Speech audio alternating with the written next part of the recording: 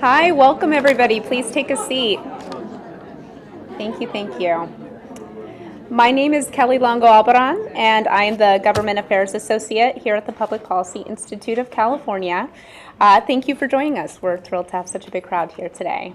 For those of you who aren't familiar with PPIC, we are a nonprofit, nonpartisan think tank based in San Francisco with offices here in Sacramento. This event is part of the James Irvine Foundation Briefing Series, and of course we'd like to thank them for our beer bread today and making this program happen, of course. On your chair you'll find a couple of things. One is the report we'll be talking about in just a moment. The authors Magnus and Brandon are here, so feel free to bug them after the program, as well as they'll be sticking around for questions. The report and the slides are actually already up on the website as we speak. You'll also find today's agenda, and on the back, please take a look. We have all of the bios for all of the panelists, so that will save us some time in getting to the program. A couple of very, very quick things. October 14th, I actually see a few people who have already signed up for it. We have a speaker series event at the Sheraton. Unfortunately, it is closed, but please do sign up for that for our live broadcast for that. It's on higher education, so we would love to have everybody join us that way. Also, in lieu of the usual little event survey that we usually have, we will be doing that online, so please keep a lookout for that this afternoon, because that really helps us out. And of course, I'd be remiss if I didn't follow up on Dave, what Dave used to say, to avoid an embarrassing moment, please turn off your cell phones, as this is being live broadcast. Now on to the program. PPIC Senior Fellow Magnus Lofstrom will give today's presentation. When he's finished, the panel and today's moderator, Julie Small, will come up front and continue the discussion. Come on up, Magnus.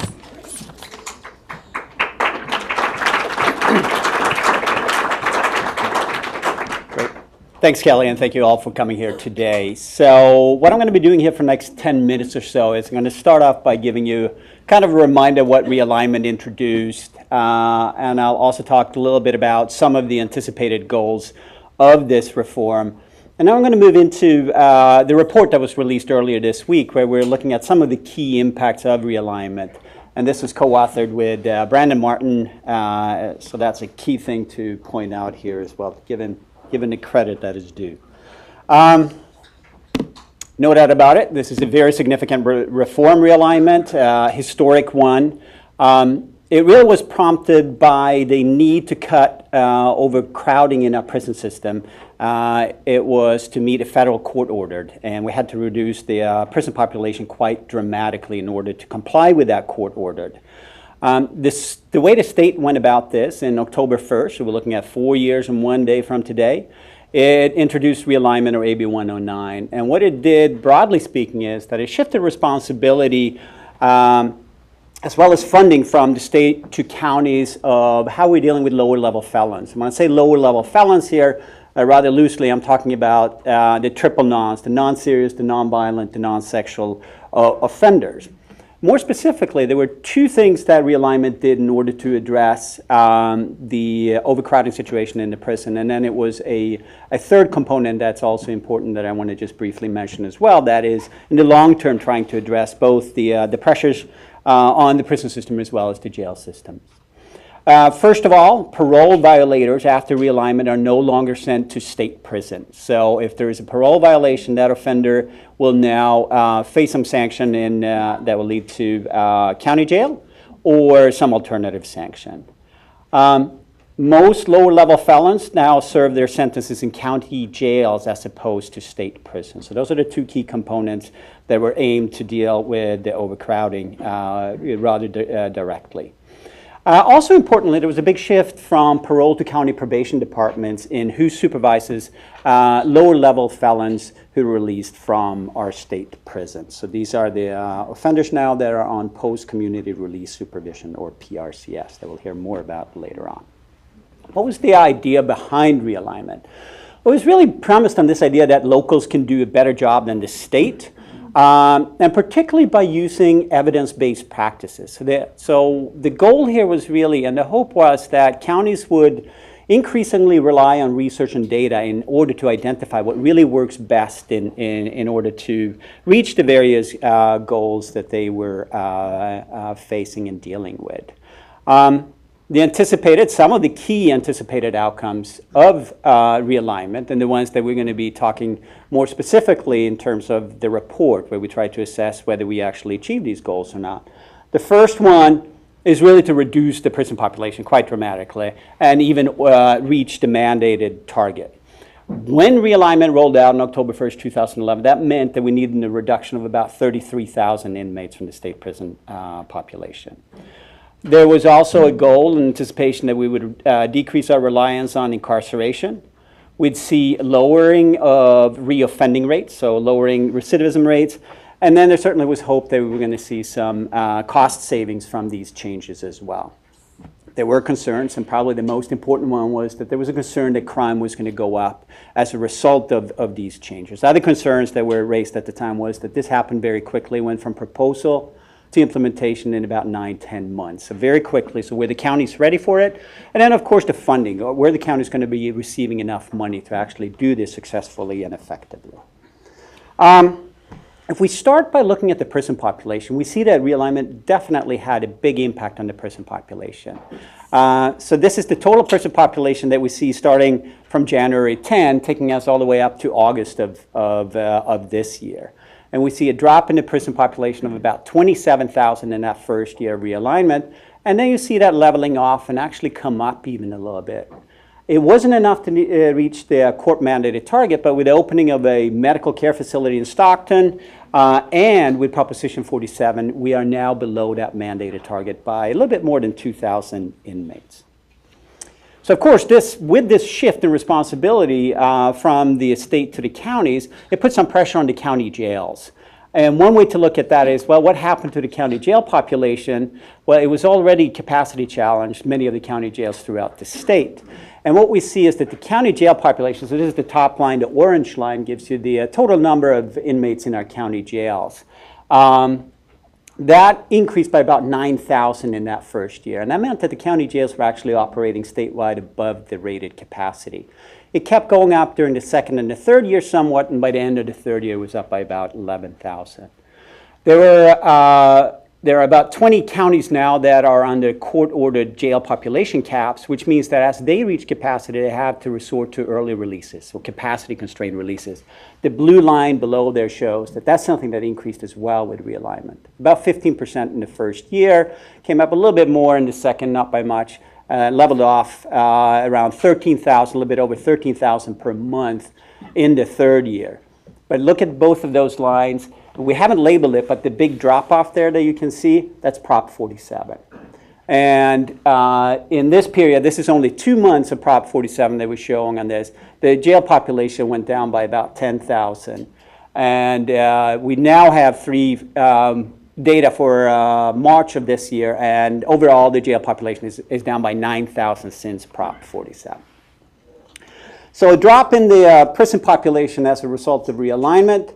We also saw an increase in the jail populations. The question then is, what happened to our reliance on incarceration? So when we put these two together, so we combine our total prison and our total county state inmate population, we get what the total incarcerated population is in California. And this is the graph that goes back to December of 2010. And as you see, we see a very noticeable drop with realignment. So quick drop there. And then as the other graphs had kind of indicated, in the second and the third year, things kind of leveled off.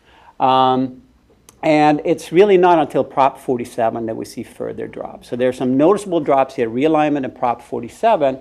And now, this only goes back to 2010, but our incarceration rate now is at a level that we haven't seen since the early 1990s. So big changes in terms of incarceration reliance that came from realignment and Prop 47. If we focus specifically on realignment here, what we see is that realignment reduced our overall incarceration by about 18,000. So there are about 18,000 additional offenders on the street as a result of realignment. And understandably, that kind of raises some concerns about public safety. So we also took a look at what happened in terms of our crime trends in California in the wake of realignment. And what we see here is that there's really no evidence that realignment increased violent crime. But there's some evidence that property crime rose somewhat, and it was driven entirely by auto theft. So the way that we went about this, analyzing this in a number of ways, and what I'm doing here is I'm showing you comparisons of California's crime rate trends to comparison states. And in order to figure out what we should compare California to, we went and looked at the data and found the states that matched up the best to California's crime rate trends prior to realignment. The idea here is that those states, they didn't pass any big reforms like realignment, so we can look at that post-realignment period as an estimate of what would have happened in California if we would have not passed realignment. If we start with the bottom two lines, the orange line there is the violent crime rate trend in California, and that lighter or darker blue line is the violent crime rates of those states that our data tells us matches up the best with California. And what we see here is that the violent crime rate trend matches up before realignment very well to California's, and it continues to line up well with California's crime rate trends after. So there's really no evidence from this kind of analysis that violent crime rate went up. And in previous work, we've also looked at county level data to see if there's any evidence of crime rates actually going up as a result of realignment and violent crime rates, and we don't find any evidence there. If we shift to those two lines above there, which is the property crime rate, the blue one, light blue one is the property crime rate in California, and that I think it's, if it's a darker brown, are the comparison states. And here we see, interestingly, that prior to realignment, our crime rates, our property crime rate, matched up very, very well to the states that we identified as being those with the closest crime rate trends of California. But starting in 2011, it started to diverge. And in 2012, there's a rather noticeable gap in the property crime, and it remains in 2013. That gap is exactly the same as it was in 2012, in spite of a drop in property crime. And when we break that down and we look at whether that's driven by burglary, larceny, theft, or auto theft, that's when we find that this is entirely driven by an auto theft rate increase. Moving on to recidivism rates. Broadly speaking, we could say that they are primarily unchanged after realignment. There's one noticeable exception to this, and that is when we look at the one-year prison return rate. So these are, we're looking at the offenders who were released in that first year of realignment. That's one thing to keep in mind, that that's the most recent data that we have. For those offenders who were released from our state prison in that first year, we can follow them for 1 year, and we find that prior to realignment, that cohort, those released offenders, 41% of them were returned to state prison within 1 year. That dropped to 8% post-realignment. Of course, to what extent it's driven by reoffending is unclear. It's primarily probably driven by the fact that it's very difficult to return a parole violator to state prison at this time. If we instead then take a look at rearrest and reconviction rates, and maybe they are better measures of reoffending, what we see there is really small changes. We see that the rearrest rate, the one-year rearrest rate, it came down by about 2 percentage points, but the reconviction rate actually went up by about 1.2 percentage points. So we got one that's going down, and the conviction rate then is going up, and the question is, what could possibly be behind that? Well, we did some analysis, and what it really is pointing to quite convincingly is that that increased conviction rate is probably mostly a reflection of the fact that parole violations are now processed through the courts rather than the Board of Parole hearings. So in order for you to be able to lock someone up post-realignment, you really have to get a court conviction if you want to lock them up for more than 6 months. So overall, no big changes. Does that mean that realignment then failed? It had a goal to reduce recidivism rates, and we think that that's not necessarily so. There are a couple of caveats that I think are important ones to point out here. One, this is the first year since realignment. These are the first offenders who were released after realignment. We can only follow them for 1 year, where now in the 5th year realignment, counties have had quite a bit of time to adjust and identify possibly what works better. So that's something we want to keep in mind. That part is what realignment did in terms of parole violations. If there is a parole violation, we rely much less now on incarceration. In other words, these offenders who are released from state prison are much less likely to be locked up. They have more street time. There's a greater opportunity then to reoffend, and if anything, that puts an upward pressure on recidivism rates. So if we simply focused on that fact alone, we would have expected the recidivism rates to actually go up. Of course, we don't really see any evidence of that either. Okay, spending. Key part. What we see is that we spend about $10 billion in terms of general fund spending on corrections. It's a large amount of money. In fact, that is higher than what we spent prior to realignment. It is roughly the same as what we spent in 2007, 2008. But there's a big change and difference. In 2007, 2008, we had about 40,000 fewer inmates, and there were about 80,000 fewer parolees. And when we also add in the additional $1 billion in funding to the counties for realignment, we're now at an all-time high in terms of correction spending. So there is another caveat, something that we need to keep in mind here when we talk about these all-time highs in terms of corrections expenditures. We had to deal with a federal court-ordered mandate to reduce the prison population. One alternative would have been, of course, to expand the prison system. And it is likely if we would have done that, our corrections expenditures would have been greater. And there's also a possibility now with our prison population coming below the mandated target that with the possibility of ending federal receivership and regaining control of healthcare, that expenditures could come down in the future as well. And this reduced pressure that's coming from Prop 47 might also give us an opportunity to draw down on the contracts, the out-of-state contract beds, something that CDCR is working on and making progress on. Lastly, to sum up, I think it's fair to say that realignment has largely been successful. And here are a couple of reasons why I think that is a pretty fair assessment. It significantly reduced the prison population, and it significantly reduced our reliance on incarceration. And I think that's important when we keep in mind that when we look at incarceration, it's costly, and it's also not, according to our analysis, a very cost-effective way to deal with crime prevention. For an additional dollar spent on incarceration, at the incarceration rates we were at the time of realignment, we only get about 23 cents back in terms of crime savings. So moving in that direction then is putting us on the right path, I believe. And we saw this decreased reliance on incarceration without any impact on violent crime, the type of crime that I think that most of us are concerned about. And then California stood out in the sense that we used, to a large extent, our costly prison beds to house parole violators. And that's something that we've significantly moved away from and are much more in line with what's going on in the rest of the country. Even with these successes, I think it's also important to keep in mind that both the state and local correctional systems are still facing some challenges. And just give you a few. One, we still have high recidivism rates. Correctional spending remains high. Those are two of the challenges. Our prison health care is still not under state control. That is certainly something that I think that the state, and I know that the state would like to regain. We are at historic lows when it comes to our crime rates. But we have significantly reduced our reliance on incarceration going back since 2009. We have lowered the prison population by about 45,000.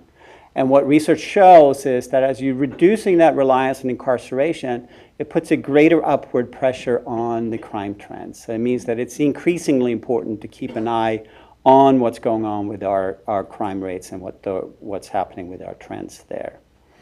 Not unrelated, all these factors, keeping an eye on crime rates, being able then to identify and implement effective strategies that are alternative to incarceration. That's one thing that we need to devote resources towards, but also importantly to deal with the high recidivism rates, that we use data and research to identify what really works best and in what kind of circumstances does it work well, and then identify those things that are not particularly effective also. So that sums up our report, and with that, I'm going to invite our panelist and our moderator, Julie Small, to come up here.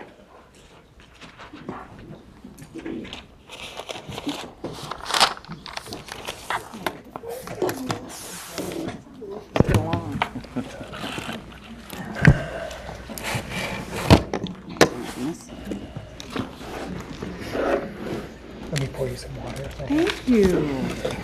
The collegiality here is. Well, first I want to thank you for coming out today. It's really great to see that so many people are interested and concerned with our criminal justice system in California. My name is Julie Small. I was the state capitol reporter for KPCC, Southern California Public Radio, for 7 years here in Sacramento. I've since moved on to KQED, where I'm a reporter focusing more on energy and environmental issues, but still keeping a hand in the criminal justice system, which I covered extensively while I was here because it was the big story. Prison overcrowding had reached. My first story was Arnold Schwarzenegger sending prisoners out of state, declaring an emergency overcrowding crisis in the prisons. And that was the first thing I ever did when I got here, and it continued for 7 years. So we have a fantastic group of panelists here who have a wide breadth of experience in all aspects of the criminal justice system. So I'm really pleased to have you here. Starting with Chief Lee Seale, Chief Probation Officer.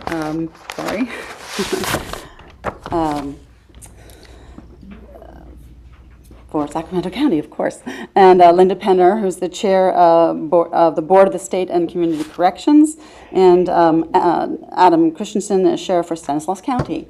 And I thought maybe a good way to start would be for each of you to just take a moment to describe what role you've played personally in implementing realignment, to give our audience a sense of your knowledge and experience.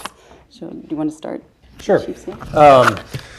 Good afternoon. Thank you for the opportunity to be here, and thank you to the researchers at PPIC for bringing this important work to the audience today. My name is Lee Seale. I worked for Governor Brown when realignment was hatched, so I had a role in the conception of realignment back in 2011 and before that. In 2013, I came to Sacramento County as the Chief Probation Officer, so obviously now I have an opportunity to see it from the other side and firsthand experience of what it means to implement this tremendous change from the local perspective. And simply stated, Lee and I changed chairs.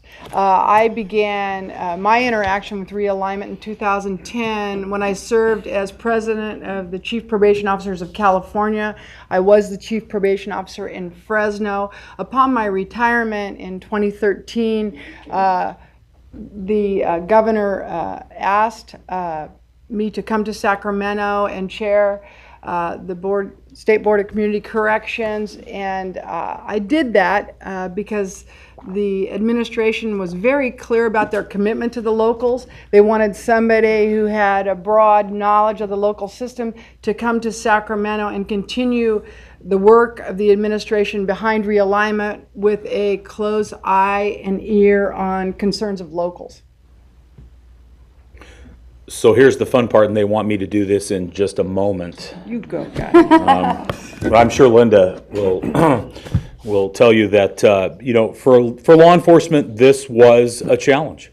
Law enforcement doesn't really like to be adaptable and flexible, and law enforcement's also resistant to change. I, of course, was no different. I was probably one of the biggest vocal critics against realignment.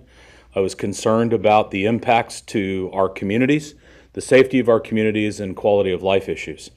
So much so that I actually became known.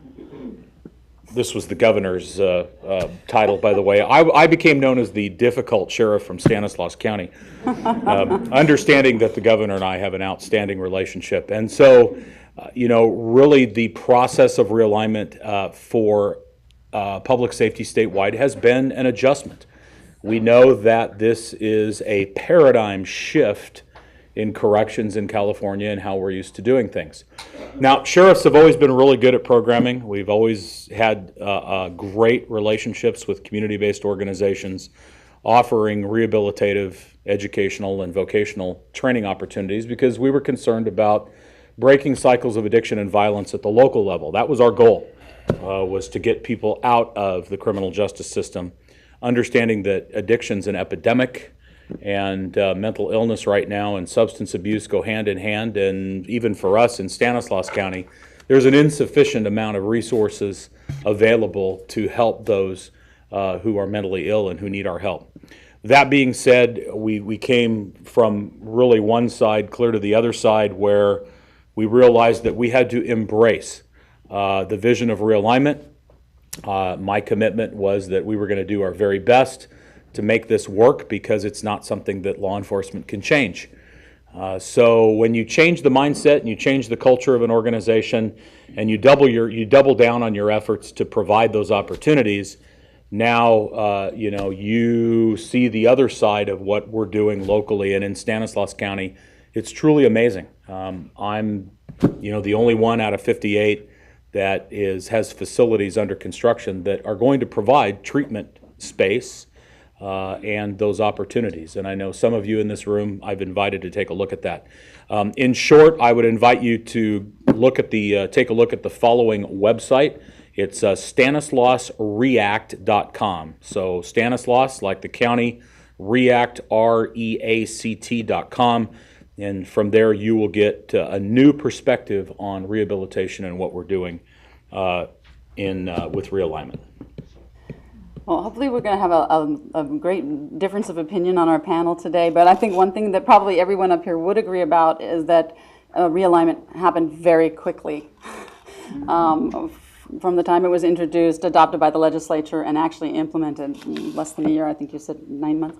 And there was a lot of trepidation. I, as a reporter, was in the position of interviewing many people in law enforcement that were very worried about it.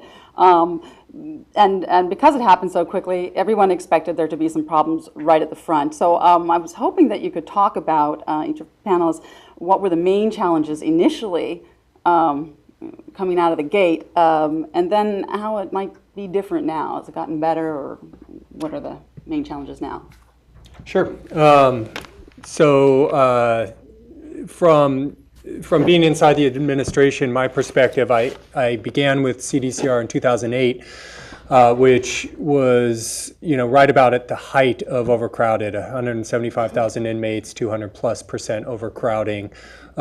Really a horrible sight. I spent some time inside of prisons and always felt pretty comfortable doing so, but I distinctly remember being inside a reception center in San Quentin, triple bunked, where you're just buried in a sea of humanity that's just packed in there like sardines. And I had a moment where I thought this, I looked around and was trying to identify where my officers were and the towers, and it just wasn't there. And it's not a conducive atmosphere for rehabilitation, to say the least, much less staff safety, inmate safety. So, seeing it up close and personal in 2008, and it had been happening for a number of years before then, there really were a series of steps prior to realignment to try to address this. Some of them successful, and some of them that never got out of the legislature. But I distinctly remember the sense that some things just couldn't be done. Having just heard that over and over again, you'll never change this. You can't. This will never pass the legislature. It'll never, or the governor won't ever support this, or a union will kill it, or law enforcement, or victims groups, or something. And it's still somewhat remarkable to me now to look back 4 years later and to be reading a report that it's done, and it was done, and locals are implementing it, not without obviously challenges. I can't speak on behalf of what it's like to be a sheriff, especially in a county where, let's say, you're facing antiquated jails or crowded jails. I think that's a particular set of challenges that some of our law enforcement partners are facing. From a probation perspective now, I guess it's remarkable to me the degree to which it's been woven into the fabric of what we do. It's not to say it's not without its challenges currently, but we've adapted and we are adapting. And what we haven't done, I think there's a high degree of confidence that we can do or we will do or we'll get to it in the future. So, I'll go ahead and put out there, a degree of confidence and optimism that we've risen to this challenge and that it's, I think our probation department, speaking here for Sacramento, we're better as a result. I've got 700 people in rehabilitative programming, cognitive behavioral therapy, drug treatment. Nearly half of the realigned population are directly getting those services, and they weren't previously. So that's a good thing. That's a good thing for public safety and for victims in our county. And, yet again, we'll just sort of switch hats here. As I sat as a local, as a chief, representing the chiefs at the table, when then Governor-elect Brown told us that we had an enormous prison population problem and it had to be solved, I reckoned with the fact that the suit had gone on for a very, very long time. And the can had been kicked down the road repeatedly. And by the time 2010 rolled around, they'd exhausted, any sort of measures that were going to be able to continue kicking that can down the road. And I had a high degree of trepidation. I heard it analogized as drinking water out of a fire hose at that time. Government is not known for doing anything quickly. I'm here to tell you that sometimes that crisis that we face and try to manage helps us all rise to a bigger and better approach to things. There were no choices of moving the problem down the road any further. It had to be addressed. And what you saw was, in my estimation, a governor that had incredible skills and was courageous, frankly, to bring together all of the partners that were going to address this massive problem and to begin to broker a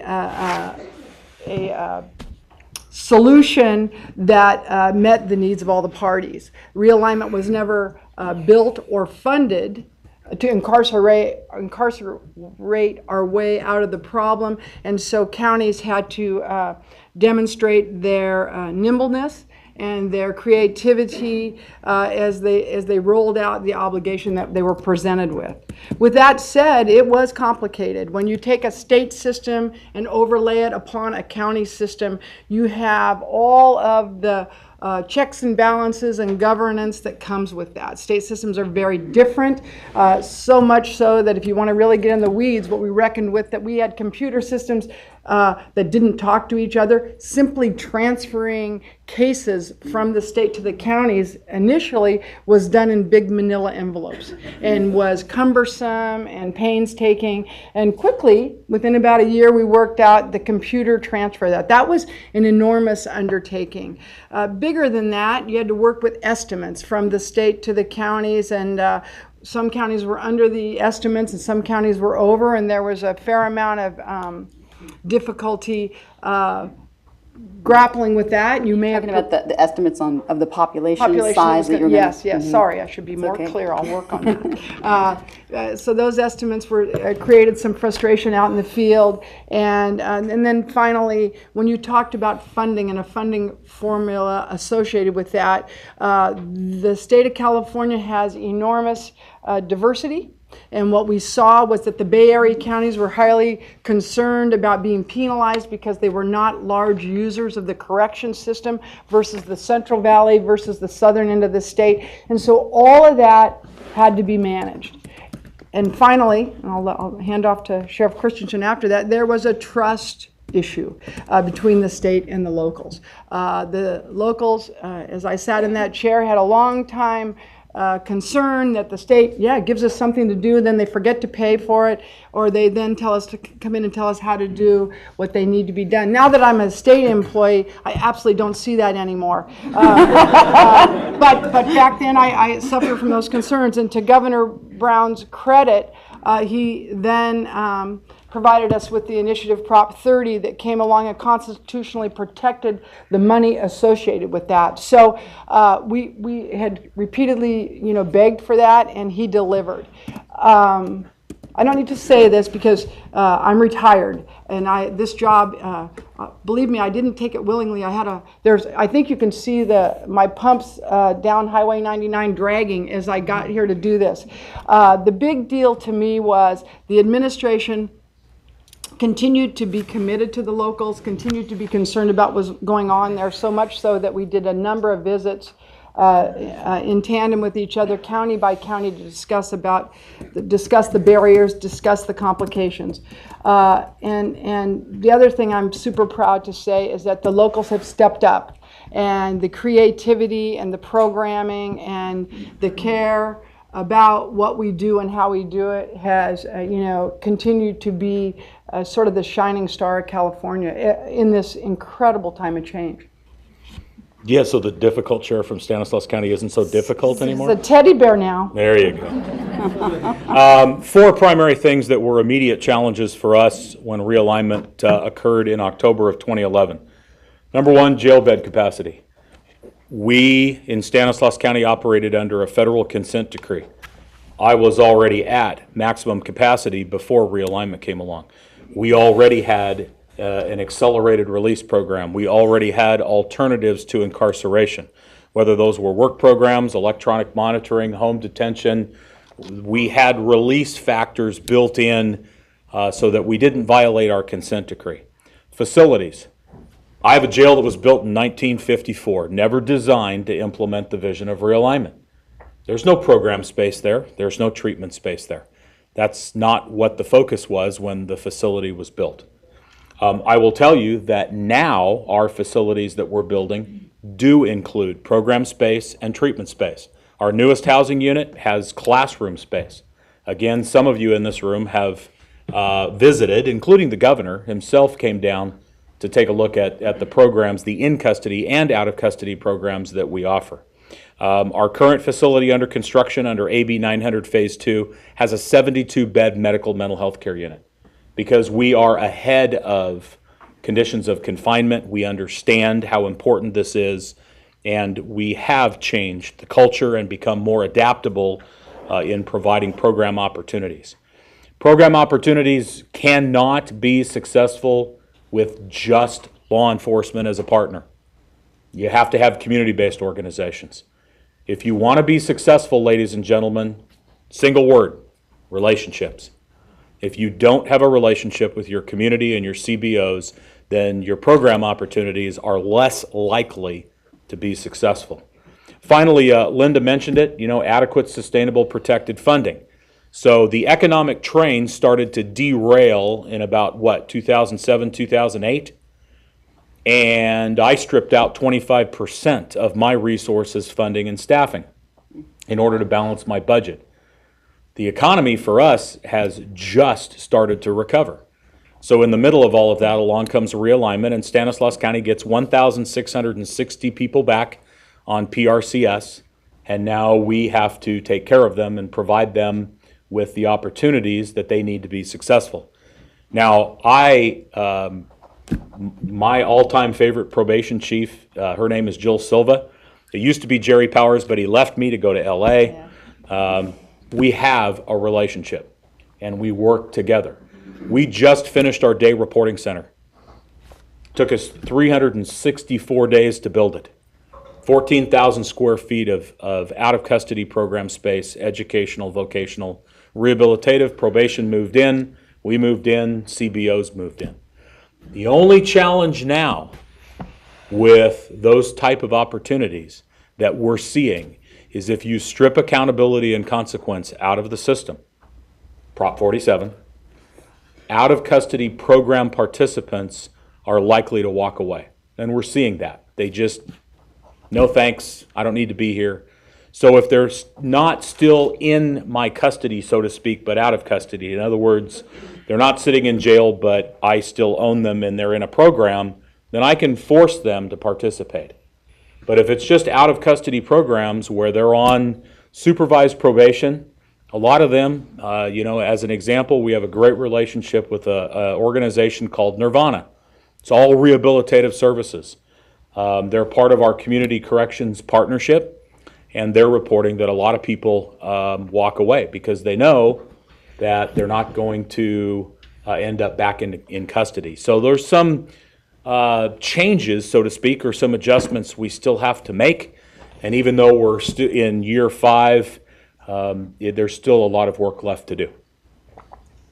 And you're saying that that's primarily coming from, because of the Prop 47. That's what we're seeing, Prop yes. 47 is now Yes. adding a layer to this.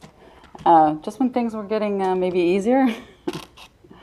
Well, I will tell you that we had a pretty good handle on realignment, and we were making progress. 47 just didn't really help us at all in the scope of accountability and consequence and programming. It made the challenge a greater challenge.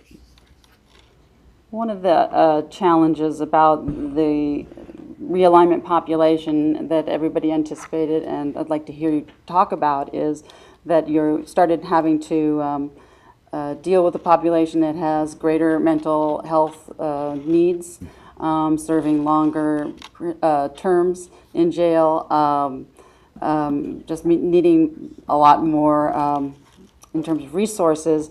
And I'm wondering how that affected how you ran your departments, how you handled supervision and custody, and how have you been coping with those changes?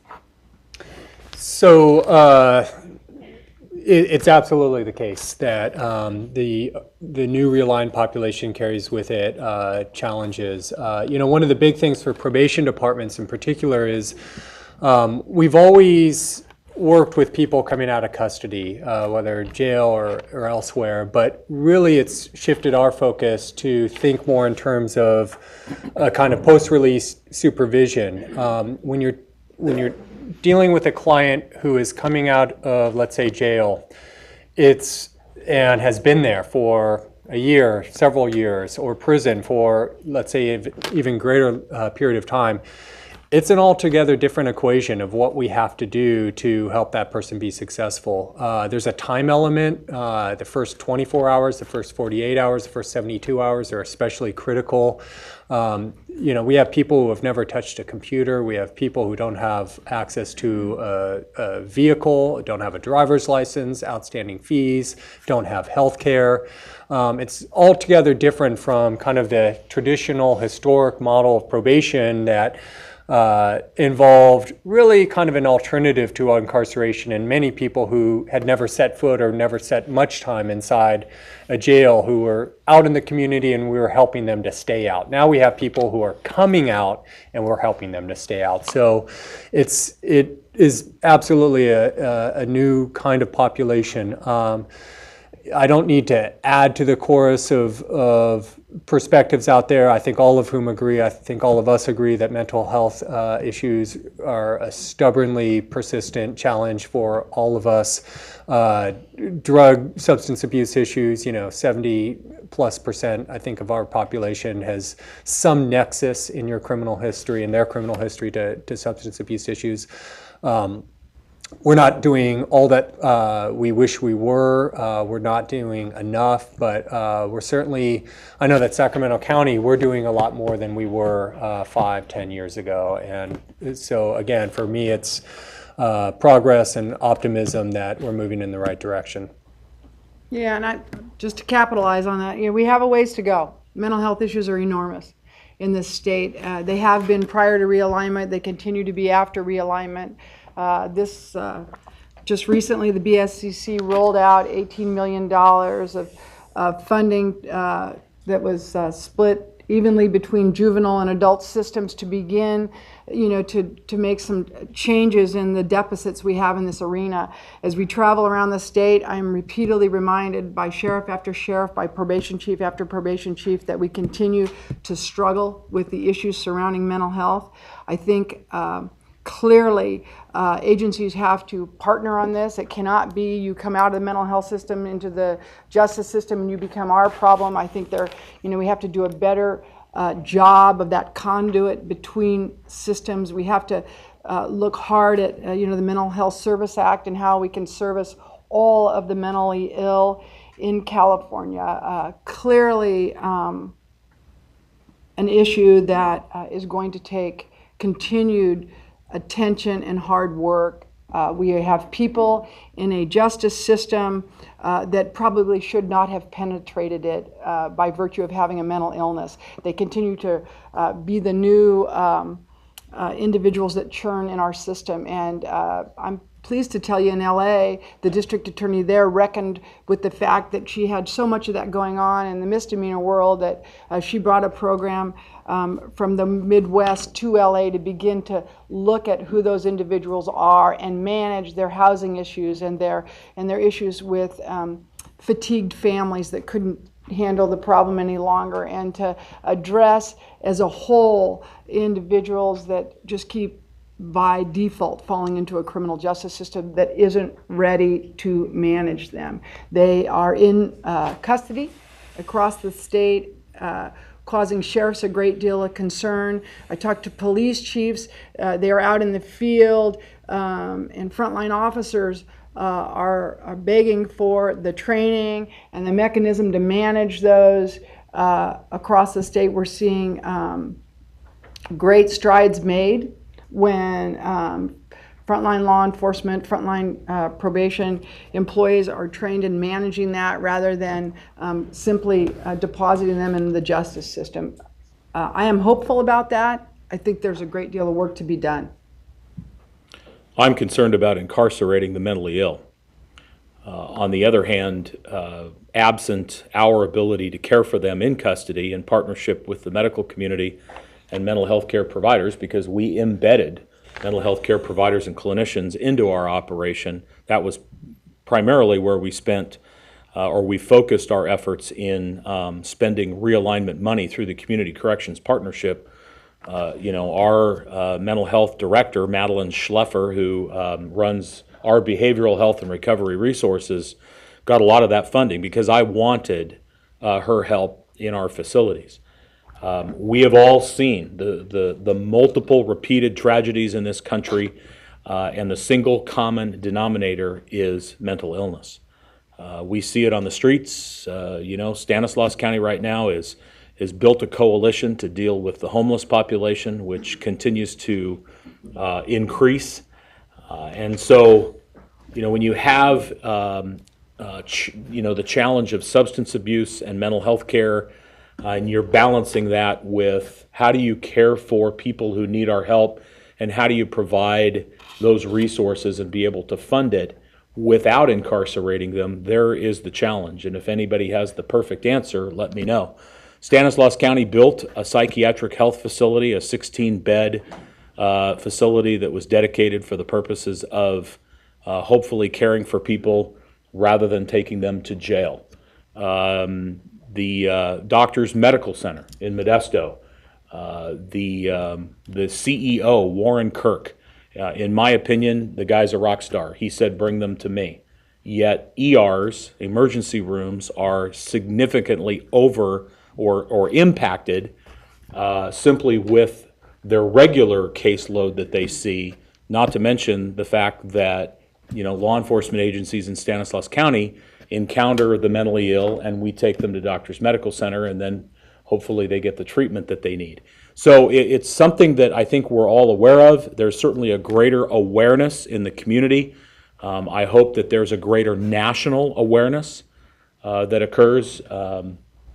Just yesterday in Mariposa County, a deputy sheriff was critically injured, shot by a suspect, a military veteran. And I have great respect for the men and women who have served our country. But here's a decorated Marine Corps veteran with post-traumatic stress disorder that is mentally ill and was in treatment, but somehow managed to find his way into Mariposa County, and all the deputy sheriffs did was try to stop him for driving erratically, and it went bad very quickly. And that's a classic example of someone who needs help, but now he's facing literally life in prison because he attempted to kill 3 peace officers. So we have a lot of work left to do in our communities when it comes to some of these challenges that we face in public safety. I have more questions than I can answer because I want to open it up for question and answer segment real soon so that you get to ask your questions. But I thought maybe one of the most important things is, and what I was hoping to do with this panel, is talk about Realignment had its goals for reducing the prison population, for saving money, but another major goal is to improve outcomes, to make actually a difference in the lives of in our communities and in the lives of the offenders themselves and their families. How do you know what you're doing is right? How do you know? How are you tracking your results? And is there more to be done on that front in terms of sharing what works best? Sharing that information and between counties. So I'd just love to hear what you have to say about that. Sure. So we obviously are tracking outcomes. This is, I think, something that was encouraged by Realignment. It kind of pushed us, nudged us, but obviously this wasn't created by Realignment. Our department, I think most counties were moving in this direction, 10 or more years ago. Other significant pieces of legislation, Senate Bill, I'm sorry, help me, the Probation Incentive Act. 678, thank you. In 2009, implemented 2010, was pushing us in this direction. So, like many departments, we track recidivism by arrest, convictions. We also use risk needs assessment, a great development that I think is gaining traction throughout the state. We use the LSCMI, kind of a standardized, well-known tool. This gives us the ability to track where people are. And now we're working with the sheriff's department so that they're using the same tool so that they do the assessment at the front end. They can track the efficacy of their programs in custody. Then we get them and can monitor their progress throughout the entirety of our collective time together, and really kind of share information between systems and track outcomes that way. And even what we've seen with the LSCMI, I trust the data that we've seen before us, but I know that outcomes are improving in the last several years in Sacramento County. We see risk scores dropping. We get them, they're high risk, we work with them for a year, and we've reduced that risk to medium and sometimes low risk, according to these standardized tools that we use. So that demonstrates to us the effectiveness of what we're doing. Now, obviously, there's a lot still to do. PPIC itself has a great effort underway with 11, maybe 12 counties now, to really give us an apples-to-apples comparison against all of us, as we input all kinds of data. That effort's underway. That'll be, I think, a tremendous improvement to the criminal justice system once those results are available, I imagine in the next year or two. So I think, again, it's been a great occasion for us to push outcomes in a way that, frankly, we're not there. When I started my career as a prosecutor, and I can tell you I'd never even thought about outcomes. I never asked the question. Today, when I go over to my DA's office, they'll ask me, what are the outcomes associated with this program? That is different. That is absolutely different. I've seen that in the lifespan of my short career, 15 years. And that's a good thing. That's not just realignment, but a number of reforms that we've seen over the last decade or so. Before we move on to Linda, I was hoping you could also mention the program you mentioned to me when we talked beforehand about that's been so successful, your construction program. Yeah. So that was a great example. Sure. So just one example of a program that we're proud of here. We didn't create it, wasn't created, to Sheriff Christianson's point. We partnered with people who know how to do these things, providers who have been doing this kind of work for a while. We've got a program here in the county, Northern California Construction Training, that was there. We started a contract with them. They are connected with 22 different labor organizations, everything from metal fabrication to hazmat to carpentry to welding, you name it. And because they have such a close working relationship with unions, they have literally, to this day, 100% job placement, every single person, and we don't screen anybody. We don't say, oh, are you violent? Let's not put you in the program. I've put people who've had every kind of history into this program. And so far, every single person has today a job, almost every one of them a union job, which means, $25 an hour, benefits, which is incredible for us because then it incentivizes all the cognitive-based therapy and all the other things we want to get them to do to get them into this program. We tell them, if you do your COG class, you continue to, you work on your GED because you're going to need that. You're going to need a driver's license. You're going to have, of course, test negative for drug testing.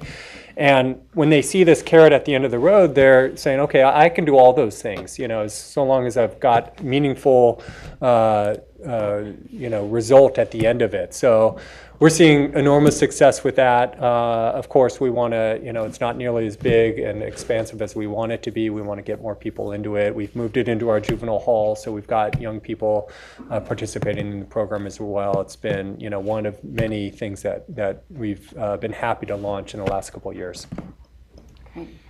So 58 counties, 58 different ways. I mean, realignment was rolled out with respect to the culture of each county.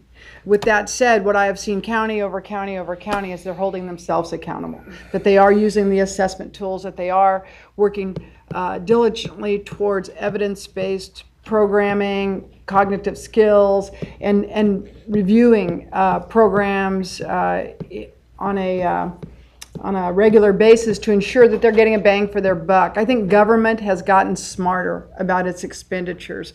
For a long time, what was said about government is that we'll do everything the same way, no matter how long everybody tells us that it's broken. And I'm pleased to tell you that that's not what I'm seeing out in the field as I visit all of these counties.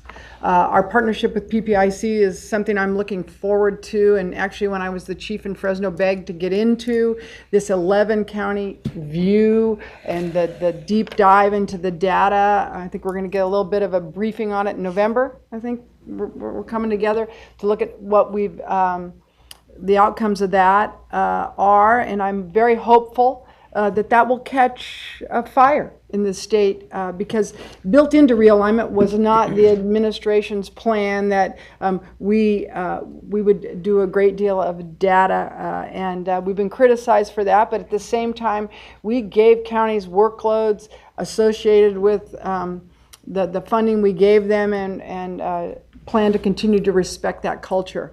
Last week I was at a convening with Pew and the Results First effort, and there are 4 counties, Kern, Fresno, Santa Barbara, and Santa Cruz, that are looking hard at the programs that they have and doing a cost-benefit analysis on the outcomes of those programs and ensuring that when they partner with a program that they have measures and are insured to get the outcomes associated with that. That's sort of foreign for government and super innovative. They do it everywhere else in the country, state by state by state. And because of California's rollout of realignment, they have changed their paradigm a bit and now are doing it county by county. I hope that catches fire. I know that there was some hint that they wanted Sacramento to... We're meeting with them in 2 weeks. See, there we go. So, the BSCC's obligation is not to go around and tell people what to do, but to be able to say, well, this is what we're seeing, and do you want some of this, and here's some best practices that are out there. I encourage you to get on our website. I could go on and on about the various programs that we've seen as we go out there, as recent as Imperial County, having junior college students come into the Imperial County Jail and doing classes side by side with offenders and lifting up both parties to understand a little of each circumstances. The classes are on addiction and substance abuse, but what you see when you begin to do those various change-ups is all parties change. We have a lot of education going in and on in facility by facility, and we're working hard to ensure that the outcomes are what we want out of that. But I sell you short if I let you to believe that's all I'm seeing out there. In Fresno County, there's the transition from jail to community program, which is a specialized pod in there. And if you go into that program, you get hot coffee all day, you get maybe some softer cells, and by the way, your probation officer exists in that pod with you. And one offender told us, wow, I usually just go out and hit the road, but now I know my probation officer, he's not that bad a guy, and I don't want to disappoint him. That's not just a story you're hearing in Fresno. Every one of these programs that can get in early and give an offender a soft landing out of custody, from a sheriff to a probation chief, however that works off, we're finding we're getting great results. I want to just quickly take a step back to mental illness, because there's a point that I wanted to add that it's critically important in this discussion. In Stanislaus County, we have a 40-hour crisis intervention training program that's a partnership between law enforcement, community-based organizations, mental health care providers, and the behavioral health and recovery resources. 40 hours where our deputy sheriffs and staff participate in a program that teaches them the skills and tools that they need in dealing with mentally ill offenders, because obviously our goal is to try to de-escalate situations and get people safely delivered to the help they need. Outcomes. All of our outcomes, our assessments, everything we're doing is being driven through the Community Corrections Partnership. So everybody at the table, and by the way, our CCP doesn't fight. We get along quite famously. We're able to allocate funding to not only program providers, but the important stakeholders at the table. So that's where we manage and take care of, very similarly to what you've already heard with respect to cost-benefit analysis and what works and what doesn't work. One of the interesting things about data collection, and thus my relationship with the PPIC, was I had intended originally to start tracking everything prior to October of 2011.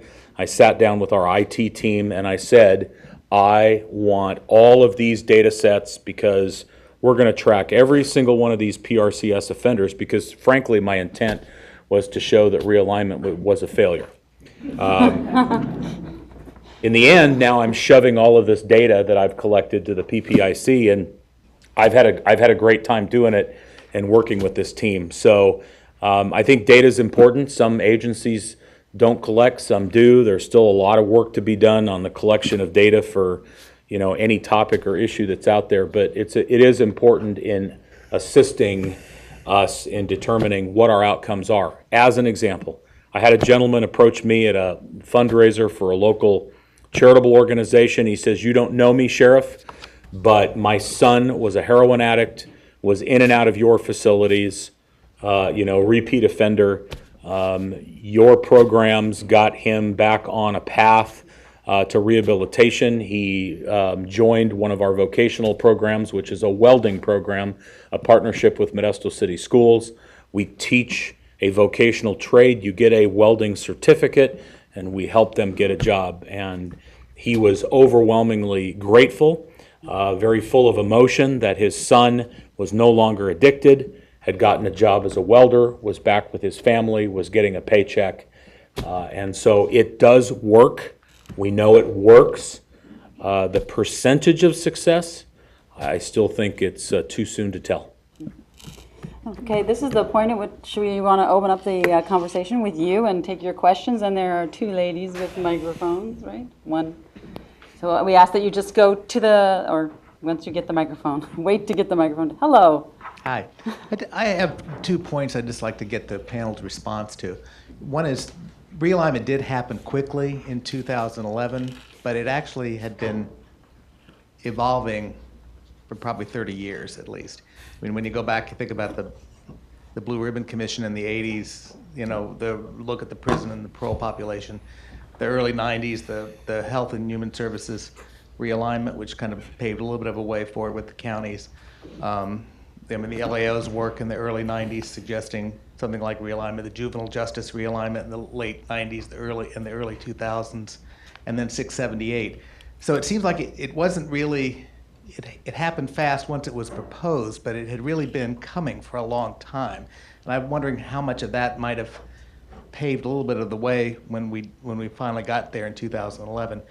But the second point I'm wondering about is, in addition to the original goals for realignment that I think were outlined nicely, and all the good work that's been done by the sheriffs, the probation departments, and everyone, one of the other promises of realignment was to incentivize communities to deal with people before they became offenders at their first, whether it was an interaction with the mental health system or whatever. It may be too early yet to know whether or not we were seeing that coming about yet, but I'd be curious as to your impression so far on that. You know, I'll take point one, and I should just simply say I agree with you, but because I can hardly say that little in my whole life, I want to say that, I'd been in probation for 38 years, and this had really been evolving for a very, very long time. So there was a fair amount of work done on it. During the Schwarzenegger administration, there was actually testimony by, I think then Chief Dyer was the head. Mark Pazin was doing it for the sheriffs, and I know Chief Powers was doing it for the probation teams. Testimony towards, and a lot of groundwork done in an effort to begin to manage the issue. I can tell you for 25 years we heard that there was going to be a division, a change up in the way we did things, and probably because it was a bit of I can't imagine any governor wanted to be, gee, I'll charge forward and this is what I'm going to tackle right out of the chute. It had to get to that crisis point because the agreement was very difficult to come to. But when, to the state's credit, to the administration's credit, when the crisis hit, yeah, we'd done a fair amount of homework. 678 was really sort of a test ground. It was incentivizing people out of prison, and you saw once adult systems and probation were funded appropriately, there were successes out of that. So a bit of a confidence arose. Juvenile realignment. 3/4 of the juvenile population in the state of California was realigned to the locals, and I don't think we heard shouts around the world saying, oh, the sky is falling. What you heard was that quietly it went into play. What you've seen is the juvenile crime rate continue to decline. Beyond that, you've seen a state institution that I think probably 10 or 12 years ago had 11,000 young people in it, and now last I looked, it was under 700. So there's huge success there. We don't brag about that loud enough and long enough. We've made impacts, but those were systems that were adequately funded. When you don't fund appropriately, you can't get, I think, a product meaningful that you can rely on out in the community. And your second point, which I've forgotten now, I'm going to let Lee take. Has it changed the approach to trying to catch people before they enter the criminal justice system and the front Enough end? of my voice. Yes. So I think yes, because one thing I would say is it's a false dichotomy to just say before or after, because we all know it's been a revolving door. People come in, they stay in, they come back over and over again. The people who come into our jails, some of them are 10, 15, 20 times. So it's never too late to do prevention. You can always, you just don't know what you're preventing later on down the road, no matter when you intervene, even if they're deep, they have deep penetration into the system. So certainly we're seeing success there. Again, it's, partnering with providers. On that note, let me also just throw one point out there, which is, we talk about correctional spending prior to realignment, what we're spending on the prison system. Of course, now, that number hasn't gone down, it's stayed stable, or maybe it's gone up. But some of that corrections, that's not prison spending entirely anymore. That's correction spending. And some of that correction spending, for example, comes to me or it comes to Sheriff Christianson. And you've heard about where some of that money flows out to. You know, I've got $1 million, over $1 million in contracts that are going into the community of Sacramento County now that didn't happen prior to realignment. So it's through programs like that that we're seeing the kinds of success. So, you know, correction spending may not have decreased, but I think it's being put into better areas now than it was prior to realignment.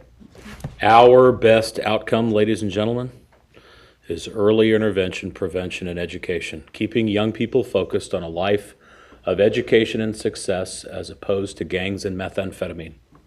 That's where we have to continue to invest. Is there any? Yes. Hi, I have a question.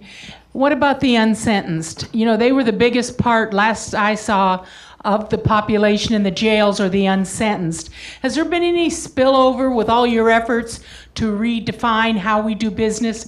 Take a look at that large chunk of unsentenced, basically poor inmates that can't get out. Is any part of what you're doing with realignment looking at those county jail inmates that are unsentenced? Well, Prop 47 took care of most of that for us, so the numbers decreased pretty significantly. You know, what we're trying to do is make sure they don't come back in our custody. So, are they eligible to go into your programs oh, if they're unsentenced? We've expanded our in-custody programming opportunities. Again, if you look at our newest housing unit, there's education space.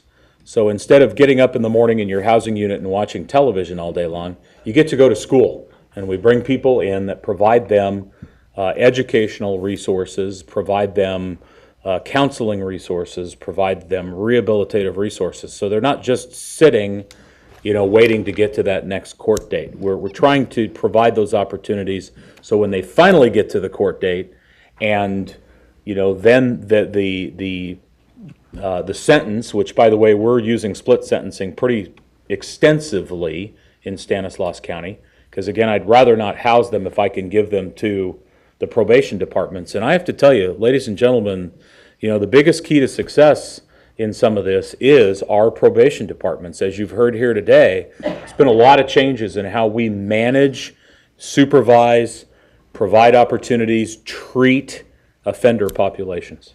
Well, you know what, I applaud you, and I think that information needs to get out. I don't know if the same program's going on in LA County, which we have such a large number, and I'm from LA County, and I would applaud if they're doing that. It makes so much sense. Yeah, I would say that I know Sheriff McDonnell is working very diligently to turn things around and try to do a better job. I would venture to say that you're probably going to see, you know, that kind of programming opportunity, just like the rest of us are doing. In other words, it takes time to, you know, turn the ship when the rudder is this big. Okay, it just and we're doing it. We need more time, but I think those opportunities will present themselves. And just to give you a little final on that, the governor and the legislature, I think, heard this conversation loud and clear. And so in 863, which is jail funding going forward that we're in the process of right now, one of the considerations of that is pretrial. And we're looking hard at, you know, what various counties are doing in terms of their pretrial programs. They all look different in every county. We don't have a one-size-fits-all out there, but certainly something on the minds of everybody. I know LA has had a very long-term pretrial program, but maybe existed prior to realignment, and you know, so they're working now on, you know, the new consideration for that. I can tell you what we see in pretrial programs anecdotally. There's not a lot of research on this portion of it that I'm aware of right now, is that those offenders are highly motivated to do the right thing and to get into programs, because when they go back into court and get sentenced for one reason or another, they want to be able to look the court in the eye and say, hey, I did this, I'm going strong. And so if they are released pretrial, we have seen some real strides there. Sorry, I know there's somebody up here as well as back there. Okay. In regards to contracts offered to private rehab programming providers, has there been a push at all to provide contracts that are more incentive-based, which is to say, contractor, if you get a recidivism rate of this much, we'll pay you this amount, and if the recidivism rate is even lower, then we'll pay you this amount. I know Pennsylvania a couple of years ago instituted a similar policy for some of their providers, which probably brings a tear to Secretary Beard's eyes. But they've, since then, I've seen about 11% decrease in those particular programs. I'm like, there's a push for that. It was though I planted you in the audience. Social innovation bonds are out there. We're just rolling that out. When are we going with that, Katie? We got to be pretty close. Well, the RFPs are going to go out next year. Oh, wait, we want to get you on mic. Sorry. For the Social broadcast. innovation bonds, a $5 million pot of funding for up to 3 counties. And I believe the RFPs are going to go out next year. That process is in development. It's exactly as you suggest. It's government doing things in a very different way, which is, Mr. Investor, come on into us and show us what you got. If you can do that, there's a carrot at the end of the road for you. It's a new way. Certainly, we went on a road show. I think we went to 4 counties to discuss various components of the social innovation bonds. There, we have a fellow, I think, that's going to come to work for us to help us roll that out. Kind of an exciting premise. I know there's another question here from this lady. Hello, my name is Anquinette Faisal, and I feel very privileged to be here today, not just because the food was good, but the information was exceedingly great. And I want to say that I think it is unrealistic in a way for our society to think that all the wrongs can be made right at the end of a person's life in terms of treatment or whatever other types of offenses contributed to the end product. When the gentleman first spoke, I said, wait, that was my comment, because I believe that the society we live in must be more acknowledging of ACEs, of adverse childhood experiences early enough to not only do prevention, early intervention, and finally the schools got the message because now they're making it mandatory to have first aid, mental health first aid, so parents can know, so teachers can know, because there have been some acts out of just pure frustration that have happened to our children when they come wanting to learn and say, here teacher, here's a rock. Oh no, that's not a good enough rock. That's not a big enough rock. Not knowing that they were causing more stress in that child's life and more rejection that could eventually one day lead to a life of crime, in addition to the ACEs. So I know you're right in terms of starting early, but then I also know that we can't put all of this responsibility on a criminal justice system to make things right in a few years. It has to be progressive. It has to use people that are just not being paid to do things in the favor. I mean, we wave banners, Black Lives Matter now, because so many people are being killed in the streets. And there are so many other things that are not happening that we have to wave banners, but that's not going to change anything. What's going to change is when somebody who would have failed to say something, to intervene when a little child was told, oh, you're not good enough. I'll give you an example. We had a second grader. Do you have a question for our panelists? Well, I appreciate your comments. The question, it's more of a comment. Yeah. I mean, I had enough questions that were never answered. Yeah. So, and I worked for CDCR for years in treatment. I was also there when AB 900 was instituted, and I welcomed the opportunity for treatment. But treatment shouldn't start when the first episode is in prison. It's not going to have the same effect. I think we all agree, and your point is well taken. I'm confident I speak for all of us that realignment's a huge change, but as you observe, it's a change for our adult population. And we referenced briefly the fact that there was a juvenile realignment, and I still would say, from my perspective as a probation chief, the biggest changes are not in my world of adults with realignment, the biggest, most fundamental shifts right now are occurring in the juvenile arena, where we are radically transforming the way we do things to recognize that we have to front load as much services, treatment, support, education as we can at the very front, and couple that with systems of diversion and systems that keep kids out of custody and out of the system, or if they come in, get them back out as quickly as possible. And that's absolutely essential, because the people we see in our juvenile systems, they're only 1 or 2 or 3 years away from potentially hitting our adult systems if we don't do it right. Are there any other questions? Anyone have questions, comments? Sir? Someone will bring you a microphone. Thank you. I was wondering if you could talk about how the state, whether it's through additional funding, changes in legislation, new legislation, can support the efforts you're trying to do, particularly reducing recidivism. What's next? What needs to happen to better support you in making realignment a success? Anyone want to take that? I'll jump.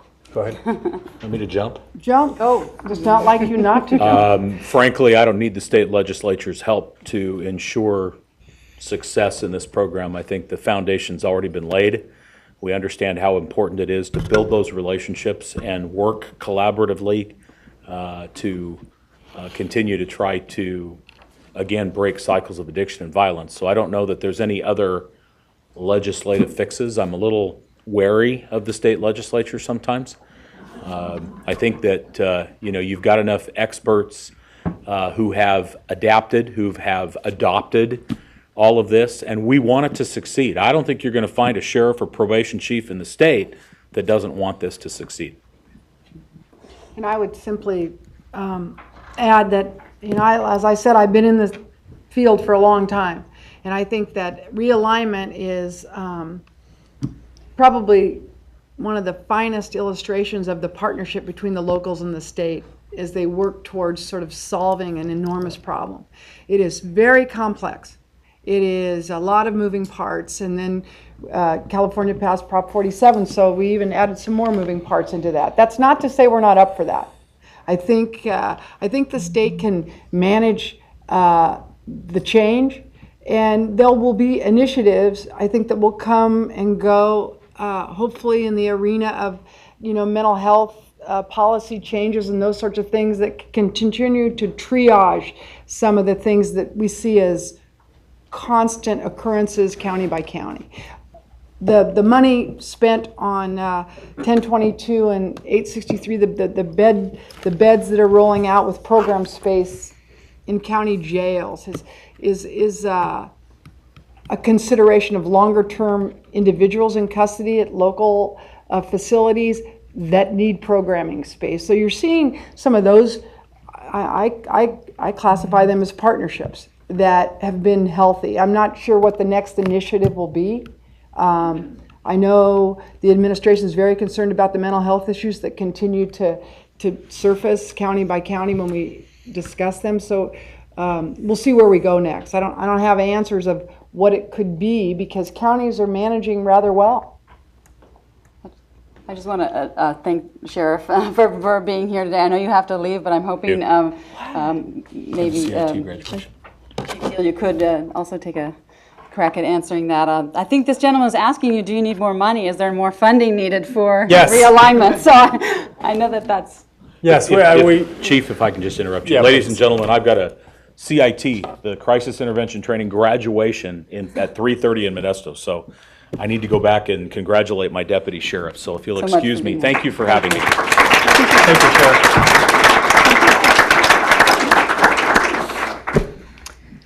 So to continue, there's no local that's going to say no to more resources. I would offer one other observation. Working in a criminal justice system that has really just seen about as much change as it can handle. We've had juvenile realignment, we've had adult realignment, we've had all the things in between on the adult side. We've had first Prop 36. We've had our second Prop 36. We had Prop 47. There's talk of marijuana legalization coming down to us perhaps in 2016 on the ballot. My request would be to the political body and the legislature is to please stay engaged in these issues so that we can work through as much as we can through the political process. You know, one thing that hasn't been observed in all of this talk about realignment, it went through the political process. It went through the legislature, it was signed by the governor. People talk about AB 109, they don't talk about AB 117 and AB et cetera, all the cleanup legislation that had to occur because there was recognition that as you try to do something this complex, you're not going to get it perfectly right the first time. That opportunity doesn't present itself when we run an initiative on a complex matter of criminal law. So I always get very nervous when I hear about the next initiative, whether I'm for it or against it, you know, if it's left or right, you know, setting all that aside.